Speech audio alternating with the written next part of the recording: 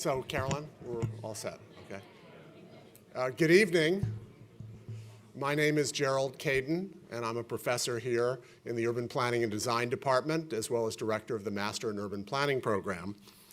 And I'm delighted to introduce Bob Yaro, a longtime friend, whose talk this evening is entitled, Securing New York's Future Towards a Fourth Regional Plan for the New York City Metropolitan Area. Now, what I find intriguing about the title, Bob, is the use of the words plan and region. Both words have taken hits in recent decades. Indeed, today there's great skepticism about plans per se. This wasn't always the case.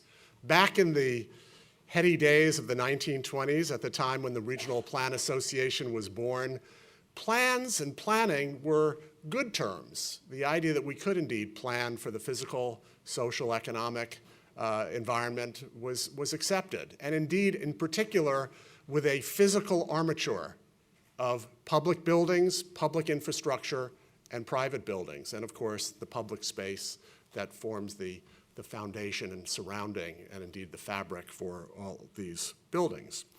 The standard state enabling acts prepared by the United States government through then Secretary of Commerce Herbert Hoover and his little committees came out with calls for planning. Indeed, there was a standard city planning act and a standard state zoning enabling act that demanded that regulations and at some level ultimately in other ways capital infrastructure be in accordance with a comprehensive plan, or master plan, or general plan, as they loosely employed adjectives before the word plan.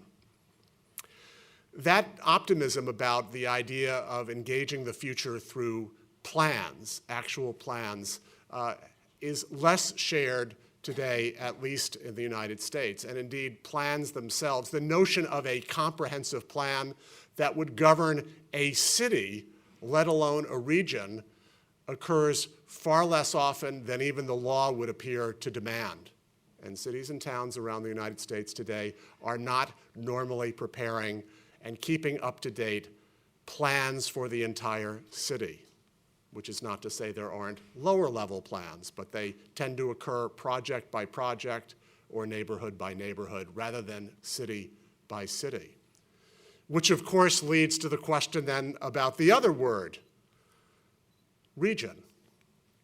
There is indeed a political antagonism today toward the region, I would claim. A sense, of course, of giving up too much authority to a higher level than the local level, and to a higher level that, as a result, simply doesn't truly exist.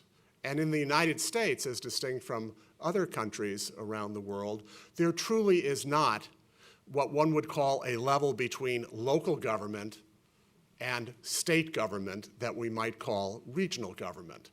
Our states, perhaps, are our regional governments, but they cover much broader territories than one might assume to be appropriate for so-called regional planning. So yes, round up the usual suspects. We hear about the Portland metro area, and St. Paul and Minneapolis and tax-based sharing and planning for the region, and Louisville, and metropolitan planning organizations which vet federal or national money for transportation, and counties and environmental laws. But at the end of the day, when it comes to basic land use planning with its physical, social, economic, cultural, historical, and other elements, there is virtually none at the regional level between local government, that is to say political jurisdictions that we call cities on the one hand, and states, the 50 states, let alone the national government, on the other. Now, this present-day discomfort for both plans at the city or higher level and regions, which are higher, didn't always occur. Bob indeed has temporary custody, and I say temporary not because I believe he's leaving tomorrow, but because this is custody of an organization that represents an institutional high watermark in terms of institutionalized thinking about regional planning. The Regional Plan Association, of which he is president, has been the oldest independent regional policy, research, and advocacy organization in the United States. It has prepared long-range plans for the New York, New Jersey, Connecticut Metropolitan Region. It was more or less born in 1922, and indeed came out with its first plan in 1929 with two subsequent plans, leading to the discussion we'll hear tonight from Bob on the fourth plan. And the Regional Plan Association started at a time of enormous optimism about the possibilities for regional planning in the United States. Another group, the Regional Planning Association of America, is associated with some of the luminaries of planning in the early 20th century in the United States. One thinks of names like Clarence Stein and Benton Mackay and Lewis Mumford and Henry Wright and Alexander Byng, all of which formed regional planning projects and ideas in the early 20th century. Mackay's Appalachian Trail, Mumford writing about regional planning ideas, and bringing forth Patrick Geddes to United States Notion. Byng the developer, Henry Wright bringing forth Raymond Unwin and Ebenezer Howard, again imported to the United States. More recently, of course, people like Ian McHarg, I guess a former colleague at Penn, Bob, with Design with Nature and Regional Ecological Planning. Our own Carl Steinitz, now retired. Peter Calthorpe, Dwani and the Transect. Carbonell and Seltzer with their wonderful new book on regional planning. Frug, Barron, Clayton Gillette, Richard Briffault, and other local government law professors. They're all dealing with regional planning in terms of ideas, but on the ground, we do not have really the institutions to deal with it. So is regional planning a pipe dream, like increasing the gas tax or eliminating the home mortgage interest deduction? And by the way, it may be 5 years from now or 3 years from now or 10 years from now, those things will happen. So for the record, for the videotape, if they do, I recognize the possibility that indeed those things may happen. And regional planning and regional government institutions may also happen. But it's a tough sledding, and we have to recognize that. Our department, part of it used to be called the Department of City and Regional Planning. That was the non-urban design part of it.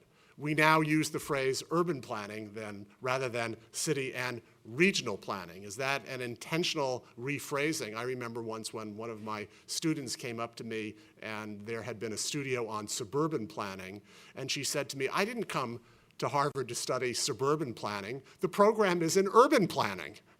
And I thought to myself, boy, that's overloading the phrase urban as opposed to suburban or let alone regional. So do we have meaningful regional planning in the United States? Where does it come from? Where might it go? Bob Yaro is going to answer all those questions this evening. He's president of the Regional Plan Association and a professor of practice at the University of Pennsylvania. He's a graduate with a Master of City and Regional Planning from our school. He's taught here at the University of Massachusetts Amherst before being a professor of practice at Penn. He has a reputation, fully deserved, for being a policy guy who knows politics and knows the infighting of it. He's done work here in the United States and in all the other continents, and he will now share, I gather, for a half an hour to 45 minutes, his knowledge and thinking about the fourth regional plan for the New York City and New York metropolitan area. And then, as usual, we will have time for some questions and comments from the floor. So I'm delighted to introduce my friend Bob Yaro.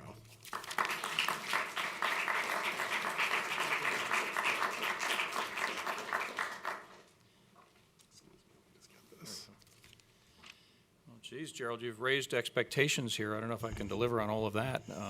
And I guess I'm in a position of defending the honor of regional planning. And, you know, my degree here was in city and regional planning, and I was attracted. I started my career working right out of college, out of Wesleyan, for city of New Britain, Connecticut, and then came to Boston, worked for the Boston Redevelopment Authority for 3 years before coming to the GSD, and I really got interested in regional planning when I was a student here. So it does happen, and I'm going to focus on the work that we've been doing in New York, but in partnership with Armando Carbonell and with others, we've been working nationally against some concepts that I developed when I was on the faculty here about the need for national scale planning.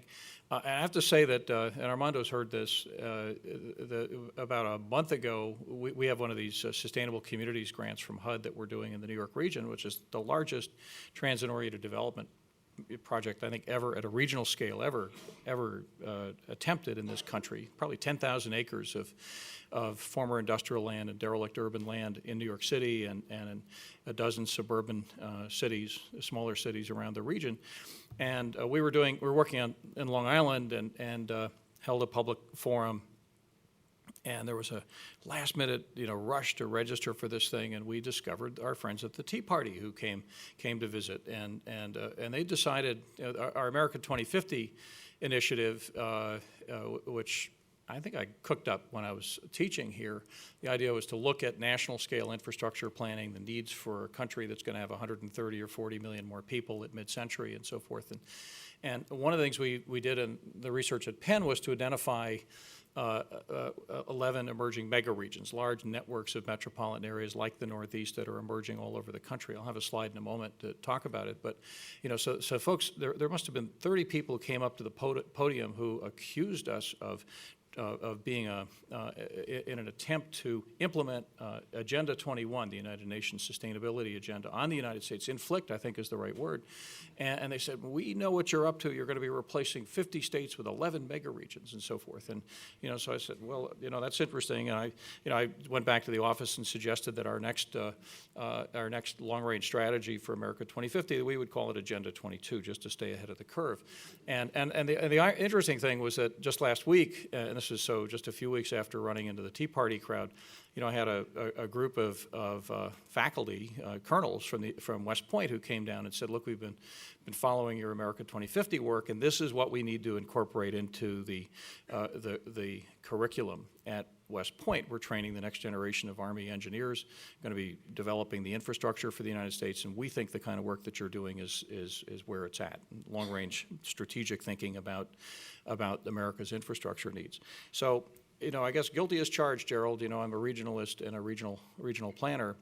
One thing I have to say, and your suggestion that you might need to wait 5 years or 10 years to get a gas tax or to get some of these other things. And one of the things I've learned, this is 40 years out of this place, or almost 40 years out, is that things take time. That in fact, you need to be patient if you're going to turn around a big metropolitan area like New York, if you're going to deliver big infrastructure systems, whether it's the Second Avenue subway in New York or whether it's high-speed rail in the Northeast or in California. It takes, a decade and sometimes longer. If you're in the city building business, you want to transform large districts of a city like New York, it doesn't happen overnight. And so you need to be thinking about generational change, things that will develop over that long. And it's where our profession began, with Olmsted spending 30 years building out Central Park and learning as he went along and dealing with the politics and so forth. So at any rate, I'll begin with that. And then this is home. And Gerald asked me to talk about the New York region. And again, I think it's a wonderful institution that I work for, and I am a custodian. We're celebrating our 90th year this year.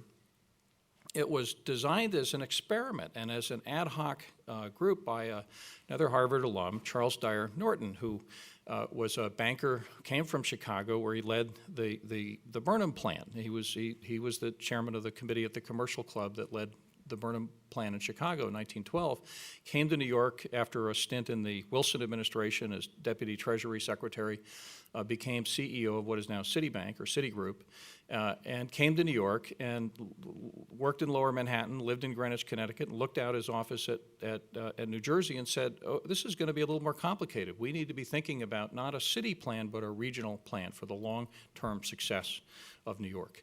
And it was started as an ad hoc group in 1922 to do a regional plan, hence Regional Plan Association. And the idea was that they would complete the plan and then go out of business, and the sheer wisdom and majesty of the plan would compel the city fathers, and they were all fathers in those days, to implement it. Turned out they came out with a plan in May of 1929, not a particularly auspicious time, you would say, to implement a plan that today would, the infrastructure proposals in the first plan would be, probably in the neighborhood of $500 billion today. But they realized that it was going to take more than just the wisdom and majesty of the plan, and so they incorporated themselves as Regional Plan Association, Inc., as a permanent advocacy group, research and advocacy group, that would become a permanent advocate for the kinds of improvements. They realized that the kinds of investments, the kinds of city building projects that they were proposing were going to take a decade, or in some cases a generation. The forecast period for the plan was up through 1965. And let's see, this may not work. Oh, I see, I just pressed the wrong button here, so let's see what happens if I do that. Uh-oh. Where's our AV guy? Press the, let's see if this goes, yeah. Okay, we're back in business. Okay.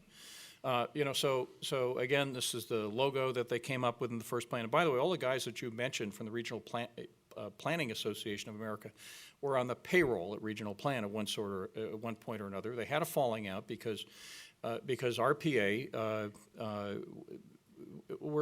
ended up being a fairly pragmatic group, I guess I'd have to call it, because we were the ones who had to deal with the real life of how do you get things built.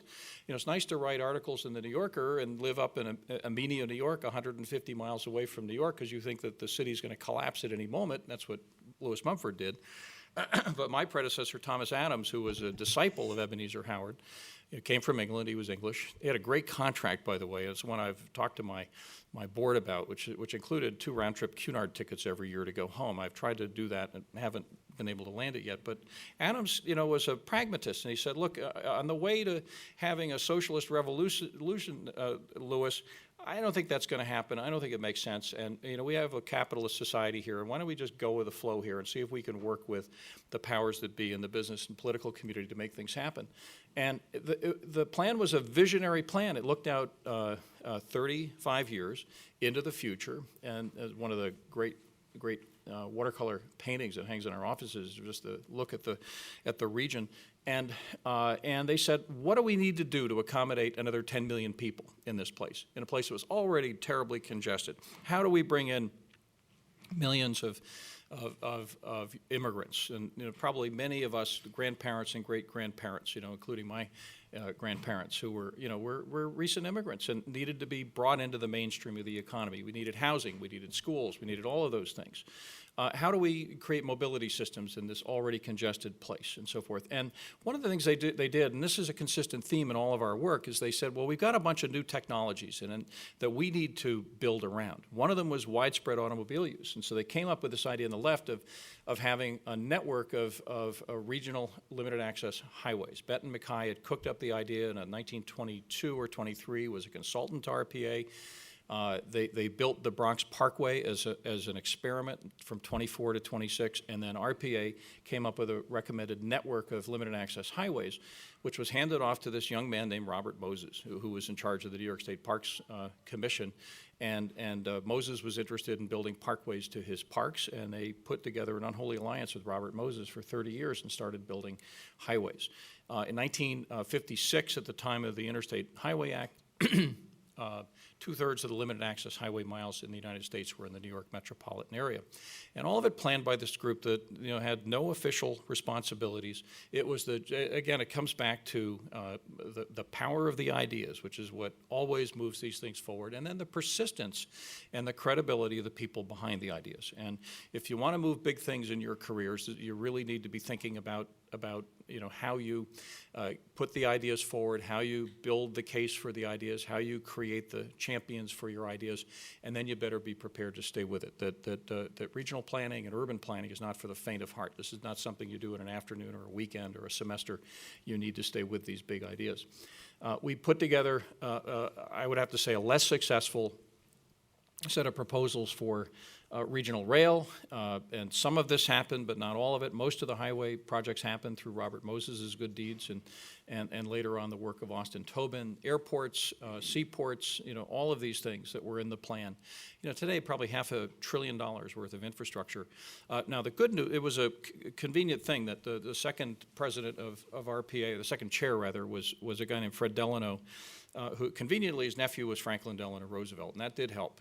And so when the Depression came along 6 months after the plan was completed, Delano went to Governor Roosevelt, then governor of the state of New York, and said, we have some ideas about how we could put the unemployed back to work building public works. And Roosevelt took that idea and ran with it and started state-funded public works project. And of course, when he became president, WPA and PWA and all of the alphabet soup of infrastructure construction agencies and so forth happened.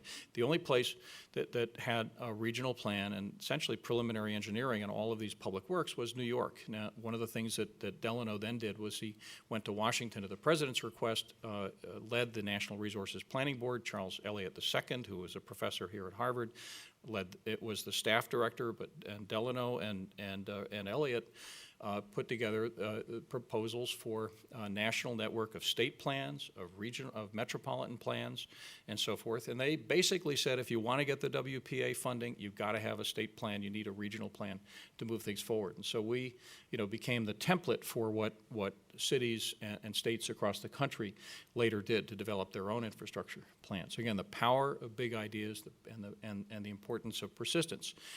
This was one of the images. Now, later on in our work, this is from 1938, and it's an image that was included in the Moses book, The Power Broker, by Bob Caro, not to be confused with Bob Yaro. Those of you who thought you were beating the author of The Power Broker, why, it's the next room over, I guess. But this was one of the images that was included, and we had a falling out with Robert Moses because the kind of evil Robert Moses came to the fore. And Moses said, well, RPA proposed that we build a Brooklyn Battery tunnel connecting lower Manhattan and Brooklyn Heights. And he said, well, then my ego demands that I build a bridge. I really don't like tunnels. And so he proposed that this bridge be built. And this image was taken by Charles McKim Norton, another Harvard graduate, and who endowed the Charles Dyer Norton professorship here at the GSD.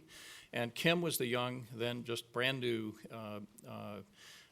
third president of Regional Plan Association. And he and Delano took this to the White House and presented it to President Roosevelt and said, if you build a bridge instead of a tunnel, you'll have to demolish Battery Park and all of Lower Broadway, the Canyon of Heroes, with the approach roads and so forth, and it'll destroy this wonderful place, which is Lower Manhattan, the engine for the region's economy and so forth. And so as Bob Caro describes it and as Kim described it to me, he said Roosevelt picked up the phone, called Harold Ickes, who was running WPA at the time, and says, tell Moses if he wants his bridge, we're shutting everything down. Now, he called back later on, apparently, or Ickes didn't do it because he didn't want to tangle with Moses, and they got the Navy secretary to kill it, but because it blocked the access to the Navy Yard. But if you go down there today, you'll find a very nice tunnel and no bridge. And we spent the next 30 years, running interference to stop Robert Moses's various Lower Manhattan expressways and other projects, Long Island Sound Bridge. In the 60s, we did a second regional plan. It really started with this so-called Harvard study that was a joint venture between RPA and the then Public Administration School at Harvard. And a number of Harvard faculty were commissioned to do serious essays on the future of American cities, housing, transportation, economic development, the economy, mobility, goods movements, and so forth. And that led to a plan that had a bunch of interesting proposals. One of them was this proposal, for a regional plan at the mega region scale, for the whole Northeast. And it was really the first place that there was a serious proposal for Northeast high-speed rail, led to the investments in upgrading what was then a failing private system, the takeover by the federal government, the acquisition of this by Amtrak, and the investments that have been made since then. Also proposed a network of protected landscapes, and Armando Carbonell at Lincoln Institute and our staff have been working on an update of this, looking at the large landscapes of the Northeast and how to protect them, how to manage them. Underneath all of these things are public water supply watersheds and rare species habitat and so forth. The green spaces that make life possible and desirable in the Northeast. But we also had in the second regional plan, it was really the first time anyone looked at the problem, brand new problem then, of suburban sprawl and what to do about it. And there were a series of proposals to rein in sprawl to basically create an open space movement. And they coined the term open space. They created the first community land trust. The first of them was the Reading Open Land Foundation that Holly White led for RPA. And there are now 3,000 land trusts across the United States that started with this process. Proposals for a network of urban national parks with Gateway and Fire Island and others. And then serious, it was really the first time I think any metropolitan area reconceptualized itself as a network of regional centers in a hierarchy of regional centers, and this idea of polycentrism that's since been adopted by London and Paris and Tokyo and every great world city. So and each generation has looked at the latest technologies in mobility, and in the first plan it was long distance power transmission, and the second it was high speed rail and so forth. I went to RPA in the early 90s to lead the third regional plan, and again a new set of issues. And interestingly, in the third plan, the internet was brand new, and we had a set of folks at the Institute for the Future and other groups that were forecasting that cities would cease to exist because we would all be sitting on mountaintops in Vermont texting and doing all of those things, and it didn't quite happen that way. But I will get back to that in a moment, because we're looking at a new set of telecommunications and mobility technologies and so forth. We had 5 campaigns that came out of the third regional plan. I called it the Green Sword. Rather than protecting small parcels of land, the idea of protecting whole natural resource systems, a network of 11 regional reserves. And about half of them now have regional commissions or some kind of entity at the state level or the regional level that is managing growth at a greater than local level. Something I learned from Charlie Haar, which is what we needed to do. Hasn't been done in many places, but we've been doing it. And we were surprised when we surveyed the other landscapes and the other conservation efforts in the Northeast that we seem to be almost alone in doing this stuff, but we're going to continue doing it. A mobility system that proposed we called it a regional rail network, but the first major expansion of the rapid transit system in 60 or 70 years, and a network of 3 mega projects, all 3 of which were under construction a year and a half ago, and the ARC project from New Jersey was canceled by Governor Christie, and we are working now to resurrect that. But 3 big mega projects, big transit projects that total about $50 billion, and 2 of the 3 under construction, and the third one, the Trans-Hudson Tunnel, will resume construction at some point in the next several years. Centers, we kind of reaffirmed a commitment to the region centers, and this doesn't seem like a very ambitious goal, but the idea was to sustain the share of the region's employment and population. About half of the employment, a little less of the population, is in major urban centers across the region, and we've had a series of strategies working with places like Stamford, Connecticut, and Newark, New Jersey, and others to help them achieve that goal, which we're on target to do. Probably the least successful of the campaigns have been governance and workforce. In workforce, the idea was a series of strategies to connect low-income communities with the major employment centers. Some success with that, but we've had a very hard time politically in making the case for that, and it's unfinished business. It'll be folded into our continuing work. And then a governance structure, we proposed a regional infrastructure bank. That hasn't happened. We did propose very successfully for a brief period of time, getting the Port Authority of New York and New Jersey out of the real estate business. We convinced them we wanted them to sell the World Trade Center, and they did. And in 2001, they leased the World Trade Center to Larry Silverstein, and 3 months later, of course, the 9/11 attacks happened. So the Port Authority is back in the real estate business, unfortunately. We attempted to do that. We'll take another crack at it with a new executive director. We had a series of proposals. These are images that Harry Dodson out in Asheville, a GSD alum, prepared for us, looking at how we could do a better job of managing growth in the outer edges of the region, the exurbs of the region, and we've had some real success in these are the places that are in the regional reserves in places like eastern Long Island and the Long Island Pine Barrens, the central, or the Pinelands of New Jersey, the New York City watersheds, and so forth, where we've achieved this goal of focusing development in designated centers. These are the mega projects I mentioned before, the 2nd Avenue subway, the purple line that runs the length of Manhattan, which is under construction. And most New Yorkers don't know that this is going on unless you live right on 2nd Avenue, because we're using these tunnel boring machines. And East Side Access, which brings Long Island Railroad into the east side of Manhattan, doubling the capacity of the Long Island Railroad and really transforming the economy of Long Island. The political establishment out there hasn't quite figured it out yet, but somewhere on the way to opening a $10 billion infrastructure system, they'll figure this out in a few years. And then the line from the left is the ARC tunnel, which was canceled. But again, the thing about RPA is that we're very persistent. So we're working with Amtrak and both states to get a new Trans-Hudson tunnel. We did have what seemed like a crazy proposal at the time for what became Easy Pass, the idea of barrier-free tolls, and this is how we used to collect tolls. And I'm very fond of this image because in the upper right-hand corner you see that the Hotel Chesterfield in Manhattan would sell you a room for $2.50. This is back in about this is a Model A, so I think it's about 1930 or 32. At that point, the Port Authority tolls were 50 cents. So you figure out the relationship between tolls and the cost of living. We haven't quite kept up, and that's a continuing saga with us. We finished the plan in 1996. We were well on our way to getting these big transportation investments, the regional reserves. We had a zany proposal to create a 3rd business district on the west side of Manhattan that everybody thought we were crazy and so forth. And then about 5 years out, 9/11 happened. This is the Listening to the City, forum that we held, one of a series of forums. This one had 5,000 people at the Javits Center debating the future of the Trade Center in Lower Manhattan. We just dropped everything for a few years to work on the Lower Manhattan rebuilding, a very messy process, and we got about half of what we wanted, and maybe that's as good as you do in the urban planning business. I'm not sure. We convinced the mayor to get behind this idea of a 3rd business district in what is now called Midtown West, the west side of Manhattan.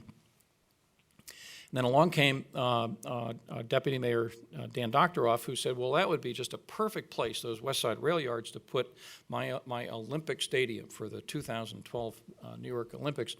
And this is the image of the stadium. I have a little political problem because Marilyn Taylor, my dean at Penn, designed this building, and I killed it. And so we came up with this alternative that you see on the left, where we said, well, that's really a crazy thing to do with the largest development parcel in the Isle of Manhattan. What we really should be doing is thinking about a mixed-use district.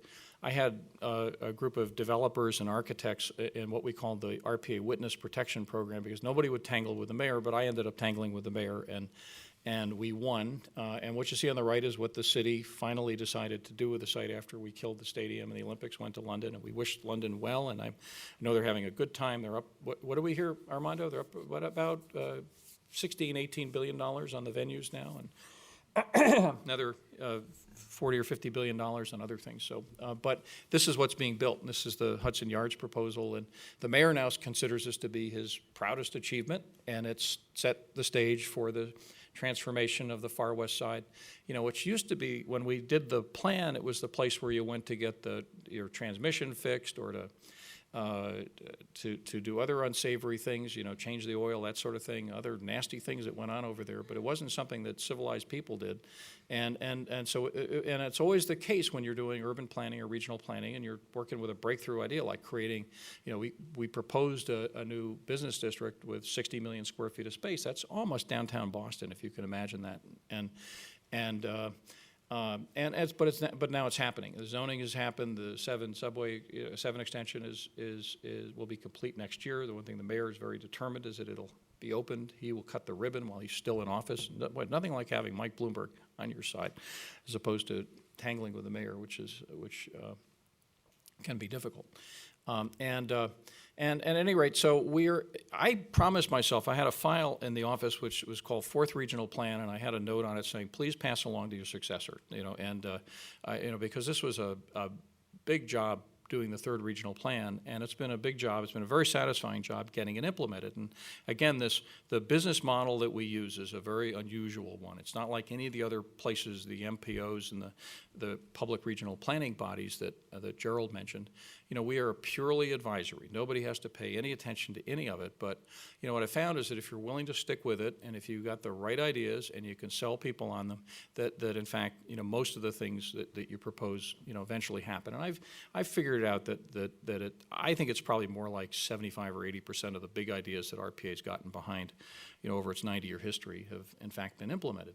So 2 or 3 things have happened. One is that the key recommendations of the third plan have been implemented. It'll be 20 years in 2016, and that's our target date for completing a fourth regional plan. And a bunch of other things have changed, and one of them is that in talking to my counterparts from around the world, for most of RPA's 90 years, it wasn't a big problem, securing New York's place at the apex of the global economy as probably the leading world center. We were very pleased a couple of weeks ago in The Economist magazine, denoted New York to be the most competitive world city. But I don't think we can take that for granted any longer. And we've always compared notes with London and Paris and Tokyo, and for the last 20 years or so with Shanghai.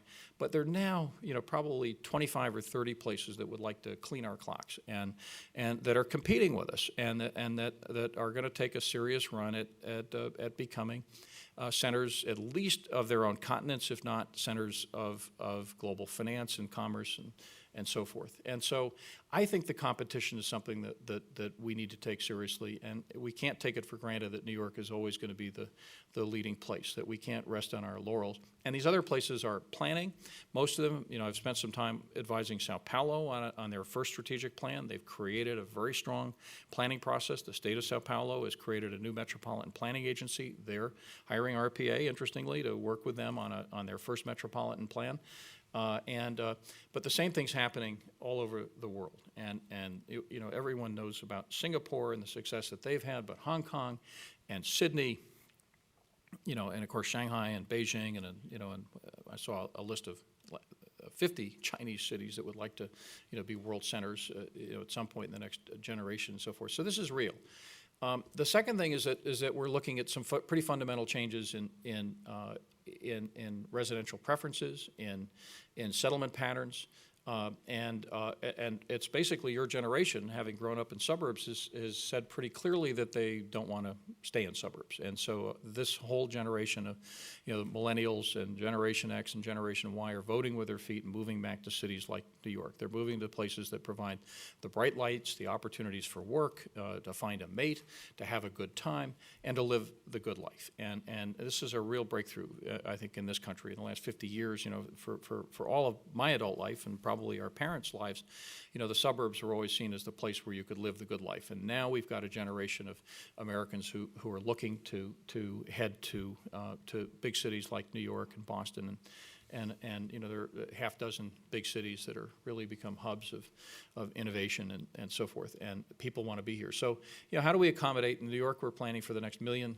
New Yorkers. We've got 8.5, almost 9 million New Yorkers. And the forecast is that over the next 10 or 15 years, we'll have 1 million more.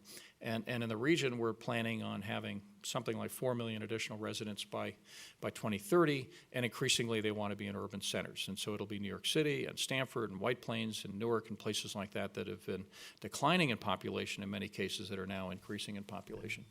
Another big theme is this work that we've been doing on mega regions. We really do believe that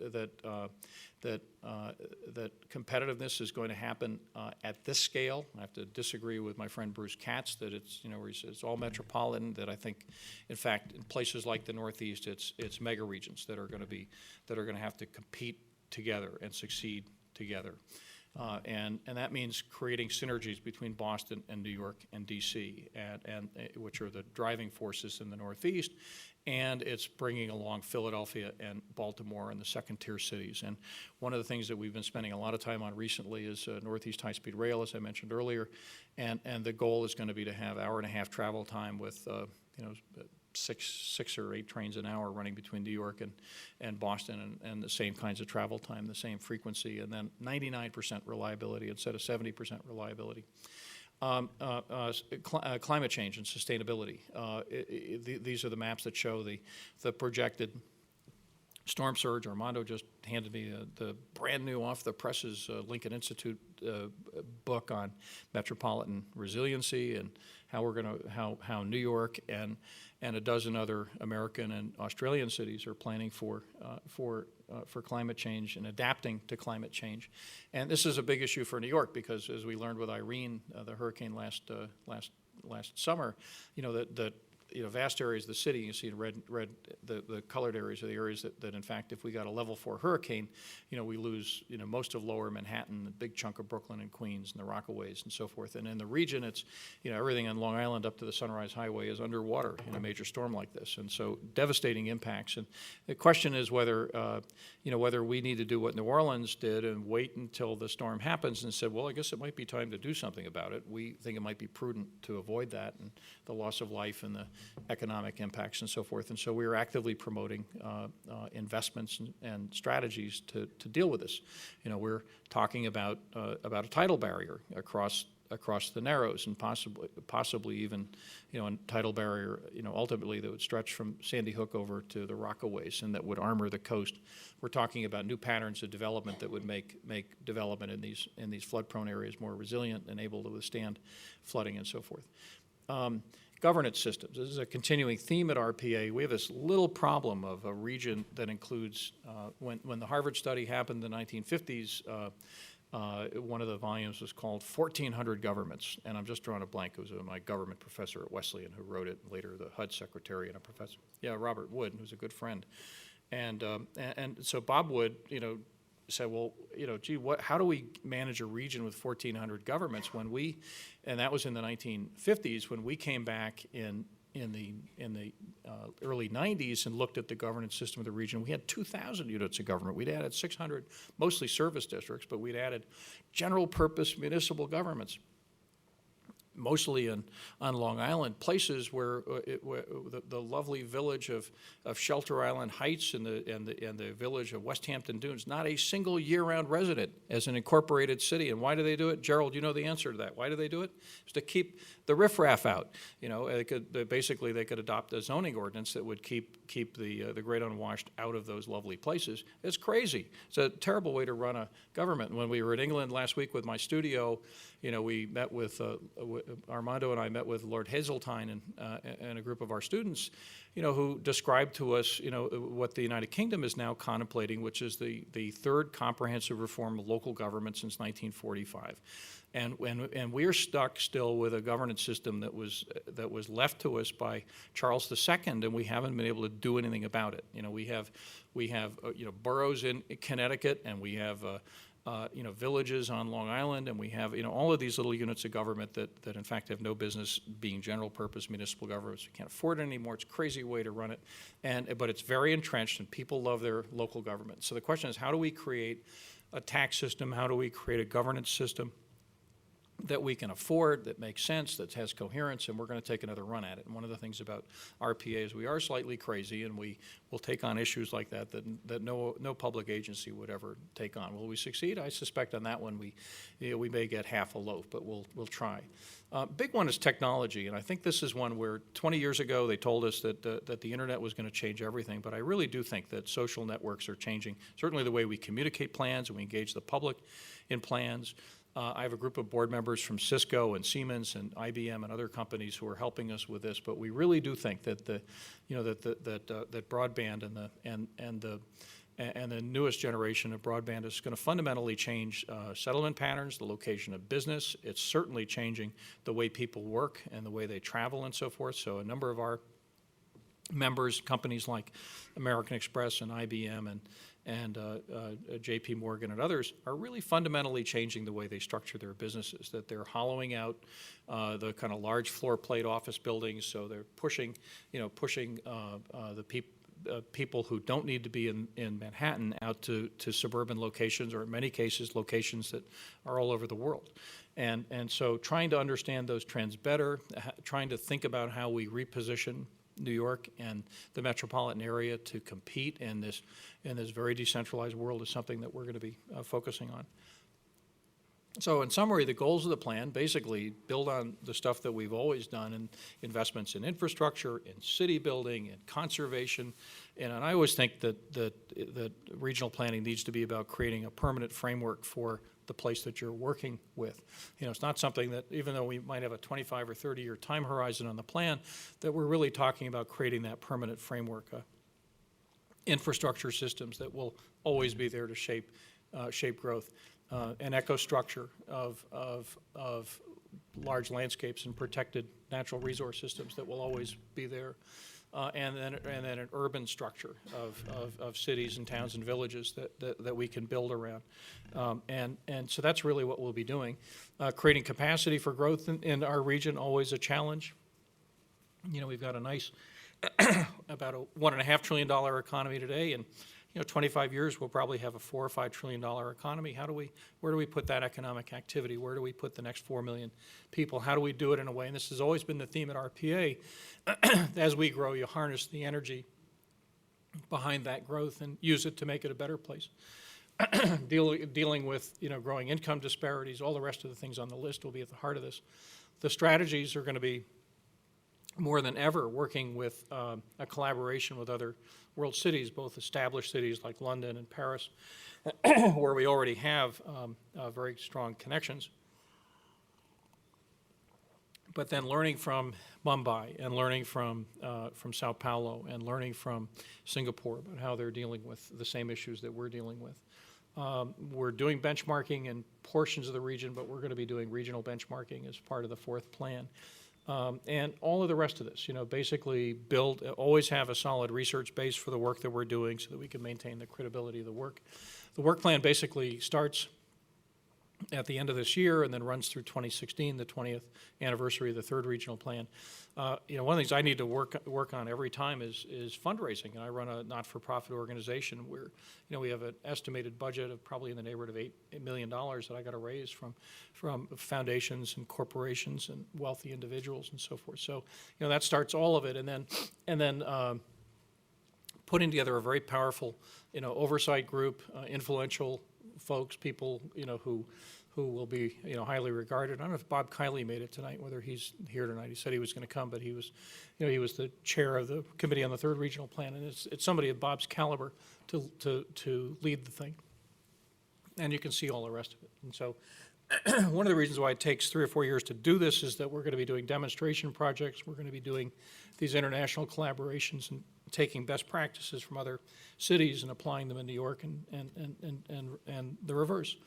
At any rate, so Gerald, if you and I are still with this in 4 years, I'll come back and report on the success of this whole thing and whether it works or not. And but I think it will. And I think one of the punchlines here is that with this organization, at least, we do have staying power. We have this very strong tradition of getting things done. In Robert Moses' term, and I like the origin of the term, but there's something behind it, and I think we'll probably get it done again. So anyway, thanks everybody for listening, and would love to take some questions. Good. I go over? I just went over. Terrific. Yeah. So if we can have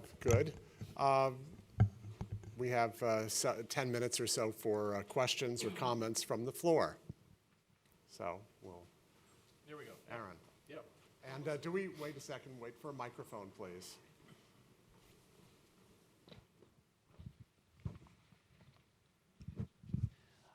Thanks, Bob. That was great. So New York City has a pretty sophisticated long-term sustainability plan these days, and I'm curious how you guys interact with that, especially in this next planning phase. Well, we're working, we've worked very closely with them. It was kind of an interesting process when the Olympics went elsewhere. One of the things we did was to spend time with the mayor and his colleagues, and they said, well, if we're not going to do the Olympics, what should we do? And I got 30 copies of the London plan from my friends in London who just completed their first ever strategic plan, and we distributed them all over City Hall. We kind of dropped them out of an airplane, and that really led, I think, to the decision to try to do something like that. It became New York Sustainability Plan, Plan NYC. I'm on the Mayor's Sustainability Advisory Board, so we helped put the thing together. We had half the staff at RPA working with the mayor's staff when that was coming together. And one of the things we need to do with the mayor term limited, it looks like he's really term limited this time. He was term limited last time, and he changed the law. But it looks like he's going to be out of office, and so one of the things we're doing is, working with the mayor's office and the city council to make sure that this thing gets sustained, that this isn't something that comes and goes with Michael Bloomberg. But they've been doing fabulous work. It's been, it's been an interesting process working with them. And again, I like the mayor's approach. And you set, real targets and real deadlines for getting things done. And a set of deliverables. There were 116, specific goals in the plan, outcomes, and there were measurements on a quarterly basis, which is an interesting way of doing business. I mean, we've never done it that way, but it worked. And I think something like 95 or 98 of the 100 and whatever it was, 13 or 14 outcomes were achieved. And plan's been updated. David Bragdon, who was at Portland, one of these success stories, is now running it and, and is doing it again. And so our goal is to make sure that that process gets sustained. And in fact, the Sustainable Communities project that we're leading, and the city is our partner in this thing. And one of the goals is to take, a number of these goals and spread them across the entire metropolitan area. So, and it's something that the mayor's office has been very supportive of. So, great question. Yeah. You touched on it more with the public sector, but can you describe your working relationship with the private sector? You touched on, working with the developers and coaxing, cajoling. Well, we're an interesting group. I mean, we're not a business group, although we have a lot of business people on our board of directors, and we receive funding from the business community. We really are a civic group, and which means that we try to represent the public interest more broadly construed than just as it might be, for the business community. And so we have a number of business people on our board. We receive funding from them, and we hear from them, and a number of the business leaders. And I like to think that it's, the enlightened business leadership in New York that comes forward and puts in time on RPA, stuff, and they really do roll up their sleeves. And the ground rule has always been, for 90 years, is that you leave your corporate point of view at the door when you come into an RPA forum or a board meeting or an event of any kind. And that seems to work. And so I think, what we do, our goal ultimately is to make New York the most successful and livable, place that it can be. And that's something that a goal that's shared by enlightened business leaders. I remember when we were doing the third plan, we had a economic development project. It was one of the first places in the world to do economic cluster analysis and so forth. And what I learned was that really wasn't a very good way to organize our thinking, because the guy who chaired this was the CFO at Time Warner, and what he summed it all up, and he said that basically any company whose business is based on low cost production is either left already or they got their bags packed. And the key to New York's success was attracting and retaining talented people. And so it's all about livability, quality of life, efficiency, being able to move people and goods in an efficient way, having it be a decent place to live, and so forth. So those are goals that we share with the enlightened business leadership of the metropolitan area.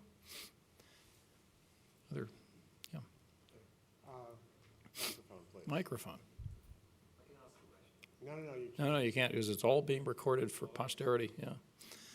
So you already touched upon the business committee, but could you describe the process of engaging the civic community or other leaders of the communities, or one of the 2,000 communities in the region, because that's very interesting. Well, one of the things, we work with a lot of communities. One of the things I learned early on was that we couldn't engage with, there are about 900 general purpose municipal governments, and we communicate with all of them one way or another, but we really focus on probably 50 of those places, because that's where the city of New York is 40% of the region, of the population, 60% of the economy of the region. So we spend a lot of time working on New York City issues, and then this network of regional centers. We have offices in New Jersey and Connecticut and on Long Island who work with all of those places on a daily basis. And I think, and what we found is that many of the rest of these places, there's not a lot going on. There's not a lot of development going on. There's not a lot, the people live there and so forth, but in terms of the issues that we care about, which is, where's the growth occurring, where are the critical natural resources, the region and so forth. We do work, again, with small places that are in the regional reserves. So we've had a very active engagement with communities on eastern Long Island, for example, where the Pine Barrens are, in central and South Jersey around the Pinelands. We spent 3 or 4 years working on a watershed management plan for the New York City watersheds. I remember I was accused by a reporter of being the New York City, I think it was a Newsday reporter who said, well, all we cared about was New York City. And I remember when the previous week I'd been at a public forum in Bovina, New York, in Delaware County, which is 130 miles from New York City, but it's in the watersheds. And we were working with farmers in Bovina on an agricultural practices plan to prevent runoff from dairy farms. You can imagine what goes on in Bovina, New York, and then at any rate, so we spent time in all of these places. And the other one I'd been in the previous week was in Shell Pile, New Jersey. You can kind of imagine in a bivalve township, and sort of think about what goes on down in Delaware Bay. What goes on in Bivalve? Well, it's an oystering area down in Delaware Bay, and we had been working with them on the Pinelands Protection Plan in South Jersey. So we do spend time in those places because that's where the water is, that's where the recreation is, that's where the clean air comes from, and so forth. And so, if you want to have a region, with 23, soon to be 27 million people, be a livable place, those places have got to be there and have got to be working. So we do end up working in a lot of those places. Sorry to go through all of that. So. Yes, Bob, can you say something about the importance and the availability of data and the use of models and whether those are aids or constrictions in terms of doing your work? Well, we've I have to say, when we did the third regional plan, it was back in the barefoot planner phase. We had a very rudimentary GIS system, and we were running on. You remember what we were using for computers in those days, and so forth, and so forth, and so things have gotten a lot more sophisticated. We have a group of people who simply manage the data systems now that support, and everything is spatially organized. So all of the demographic information and economic information that we work with, and there's just a lot more of it, and we're managing it better. And again, all of it is being spatially organized and displayed and so forth. So it's pretty fundamental. If you're gonna do credible research, you have to you've got to have the data. We've been doing we're doing some interesting work now with transportation modeling, looking at alternative approaches to traffic forecasting on the highways, and we've been doing a lot of work looking at the relationships between transit and property values, for example, and have been developing models to understand those relationships better. So transportation and land use, open space and property rights and so forth, trying to understand those things. So I would say it's pretty fundamental to our success and our ability to get the research done and then to put out credible results from that research. So, yeah. Let me ask you, Bob. You showed us, and I know this is at the beginning of the fourth plan, not the end, but you showed us what I would call, and I don't mean this in a terrible way, but pretty much parenthood and apple pie goals and strategies. That I'm for it. It looks good to me. And yet we look back at some of the major regional plans that even the RPA has done and others have done, and they have at their core big physical ideas with design and planning and graphic images, and you indeed even showed at least one of them. Is this fourth plan, and do you think it's important for a regional plan to have concrete physical projects that capture the imagination and the vision of people at the regional level? Is that ultimately something that will be coming out, and how might that manifest itself even here? Well, again, I think, you know, looking back at RPA's work and at my work, you know, it's the big ideas that, you know, the idea of creating, you know, a whole new business district, the idea of creating, you know, 4 million acres of protected landscapes and so forth. I mean, these are big ideas that have captured people's imaginations. And, you know, increasingly we can, you know, we've always had another kind of model making. And we, you know, RPA has a modest, you know, model building shop today. You know, we do these computer generated simulations of alternative futures for communities. And then we always come back and do a physical model. And it's those ideas, those physical plans, things that you can touch and see and so forth. I mean, that image of the West Side was very important because it convinced the city, the mayor's office had been saying that the site was worthless, and they were going to give it away for $1 to the Jets to build a stadium. And it's on top of the $1 billion they were going to use to subsidize them already. And so we, you know, developed that image was the product of input that we had from the real estate community and the design community. We had a very talented group, like the biggest names in real estate and the biggest names in architecture and urban design in New York were all working with us to develop those concepts. And we used those to convince, so you had to have this powerful image. And you know, I presented that to Peter Calico, the chairman of the MTA, and said, look, and we had an opinion of value that went with it that was developed by a couple of our real estate, you know, board members and colleagues, which suggested that it was worth $1 billion. So I went to Peter Calico, the chairman of the MTA, and said, okay, this is what you could build here. And we think that it's worth, you know, we've had opinions of value, it's worth $1 billion. And so you have a fiduciary responsibility not to be giving away the assets of the Metropolitan Transportation Authority. Now, parenthetically, we were also working with them on you know, they had a $2 or $3 billion gap in their capital program. I was working in Albany. I registered lobbyist in Albany, and every time I say that, I feel like I need to take a shower somewhere, you know, just because it's a, you know, demeaning. But you know, so I was working in Albany to get them this money, and then they were giving it away. I said, Peter, you can't give away $1 billion asset. And so we insisted, and we got the Times editorial board to editorialize saying that the MTA needed to do an appraisal of this property before they gave it away. So they did an appraisal, they did independent appraisal, and they concluded it's worth $967 million, close enough, you know. And then we presented it to the Dolans, who, you know, are tough bunch to work with, but they, you know, they run Cablevision in Madison Square Garden. They were opposed to this thing because they saw it as competition to the Garden.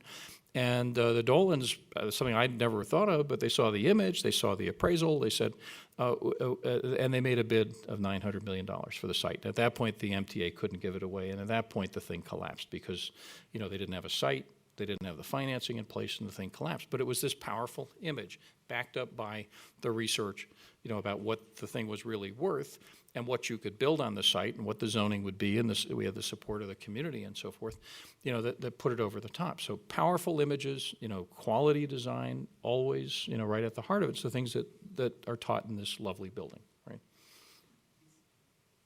Okay, well, thank you very, very much, Bob, Okay, for great, joining thank you. us. Good, good. Hope that was all right. Yes. Yeah, yeah. Let's let